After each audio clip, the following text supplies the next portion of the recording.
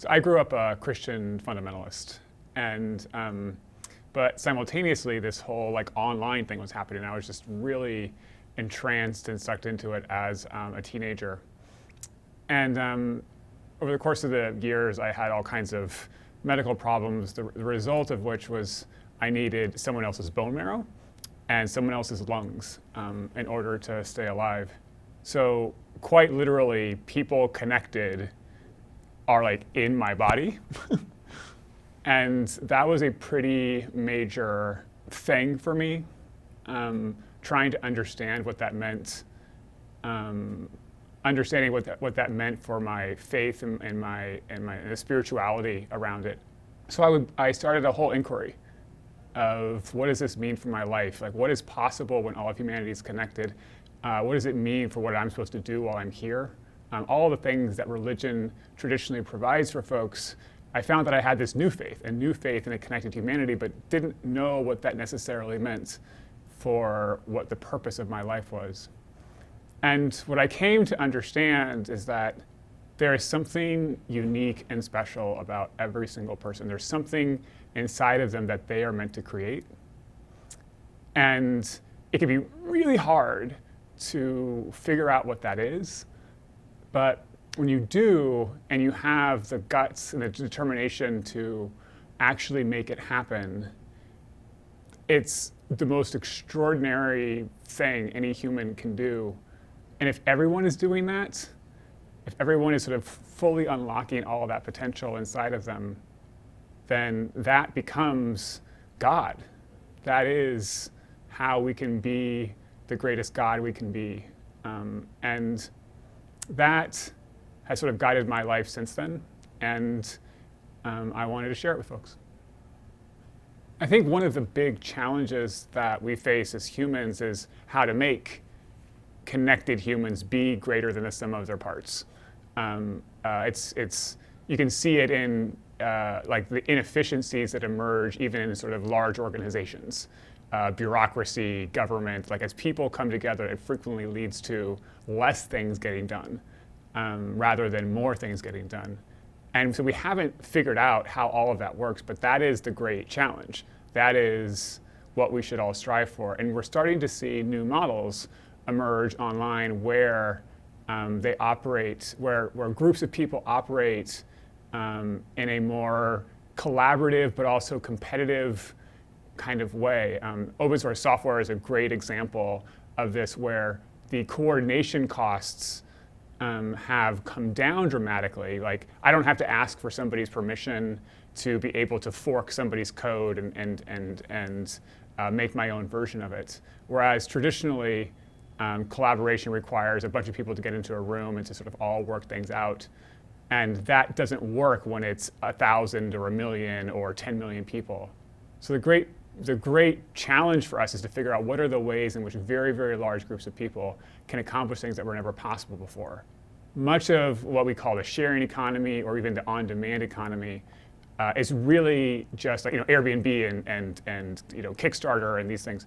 Really what that is that's communities accomplishing things that just weren't possible before. And the more that we can figure that out, the more that we can scale that, the more successful, the more impact that we'll have as individuals, as leaders, but also as humans. What's different and unique about my faith is that all of us have the opportunity to impact the kind of God we are. God is not something that's out there, that's just is. It is all of us together. And so what we do and what we contribute to it impacts how we behave. There's a huge amount of like bad behavior online. There's trolls, even outrage culture, where something gets frequently misinterpreted, a tweet, and everybody gets extremely upset about it and can ruin someone's life in the span of 10 or 15 minutes. It's like utterly staggering what that power is. And it's almost like an adolescent trying to understand like the immense power that they now have. And we haven't figured out what that really means for us yet and how to use it responsibly. with great power comes great responsibility. And then what does that look like for all of humanity connected? Scott Peck wrote a book a few decades ago. It's called The Road Less Traveled. And then he wrote another book called The Different Drum.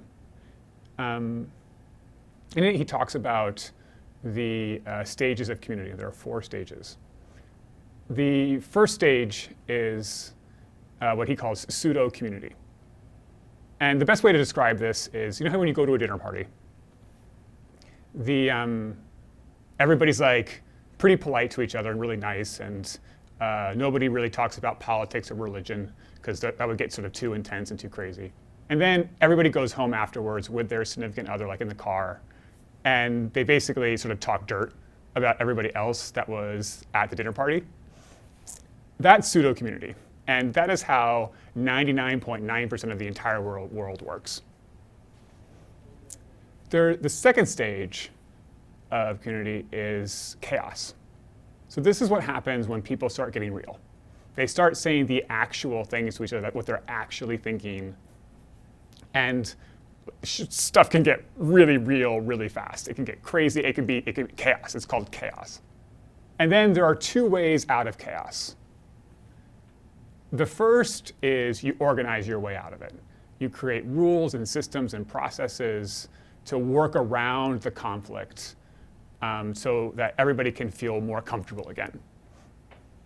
And this is how the vast majority of the world works. The other way out is to empty. And what that means is you let go of all of your preconceived ideas of who somebody else should be. You stop trying to fix somebody else to make them more like you. And you start to accept people for who they are. If you're able to do that, if the community is able to do that, there's the possibility to sort of reach the 4th stage, which is true community. Some people will call this a learning community. And reaching that level is utterly extraordinary. People can accomplish things together. There's a cohesiveness and a shared sense of purpose that is extraordinary. What I believe is happening as everyone is getting more and more connected, Twitter being a really good example is because it's such a public square, is that we're in chaos. We're starting to actually say the real things to each other.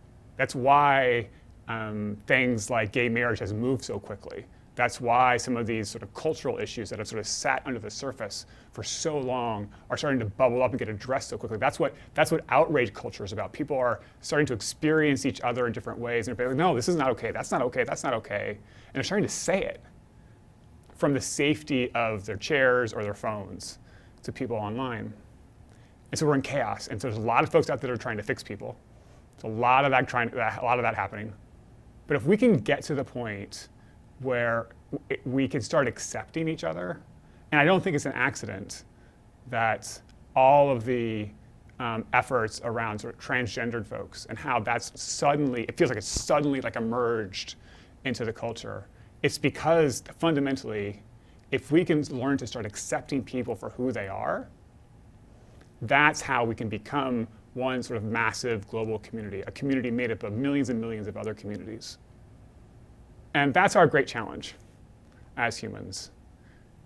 I like to think a lot about sort of if we are, as individual communities and sort of like nested structures of communities, how can we then accomplish things that we couldn't have done before? But that's what I think is happening. I think it's really exciting. It's not going to be easy. It's going to be really, really painful. Thankfully, it is a war of words frequently and less a war of bloodshed. But that's where I think where we're at.